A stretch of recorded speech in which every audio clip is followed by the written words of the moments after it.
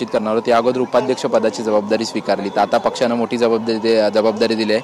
मंत्रिमंडळामध्ये तुमचा समावेश करण्यात आलेला आहे। काय सांगाल, कशा पद्धतीने भावना आहेत तुमच्या? मला तसं मंत्रीपेक्षा मला वाटते ते पद तसं मोठंच होतं, त्याच्यामुळं तेवढ्या मोठ्या पदावर काम केलं तर मंत्रिपदाला तसं काय फार विशेष मला वाटत नाही। पण निश्चित सर्वसामान्य जनतेचा जे काही प्रश्न असतील, छोटे असतील मोठे असतील, तरुणांचे असतील किंवा वृद्धांचे असतील, सगळ्यांचे प्रश्न सोडवण्यासाठी मला ती आनंदच होईल।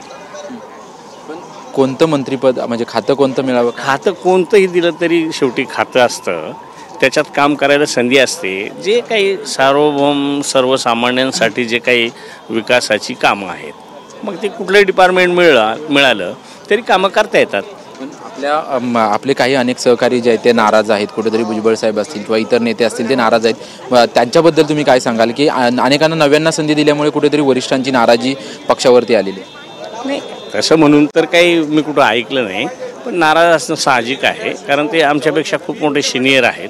पण कुठं ना कुठं त्यांनाही न्याय मिळेल असं मला वाटतं। पण ते म्हणतात की मी जरांगेला कुठेतरी अंगावर घेतलं म्हणून त्याचं बक्षीस नाही। आता एक मिनिट, नक्कीच आपण मंत्री नरहरी झिरवळ आपल्यासोबत होते आणि त्यांनी कुठेतरी नाराजी असणं साहजिकच आहे, कारण की पक्षासाठी मोठं काम केलेलं असतं आणि ते काम करत असताना कुठेतरी त्यांना मंत्रिपद मिळणं नक्कीच आवश्यक असतं, परंतु पक्ष कुठेतरी त्यांना जबाबदारी देईल अशी प्रतिक्रिया जी आहे ती नरहरी झिरवळ यांनी दिलेली आहे। कॅमेरामन मनीष विचारेसह निवृत्ती वाबर, TV9 मराठी, मुंबई।